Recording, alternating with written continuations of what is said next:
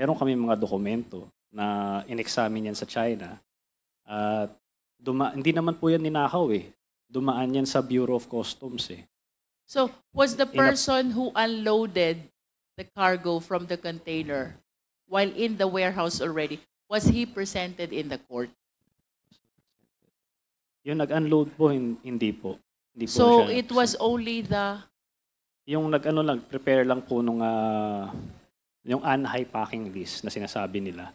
Na, yun Wait, sabi mo kanina the packing list which goes with the bill of lading does Hindi not po yun. include... Hindi po siya kasama doon. Kaya nga nagulat kami. Bakit may iba pang packing list? In other words, dalawa yung packing list ngayon. Yes po, Your Honor. Packing list that goes with the bill of lading nung dumating yung shipment.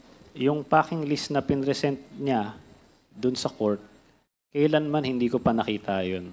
At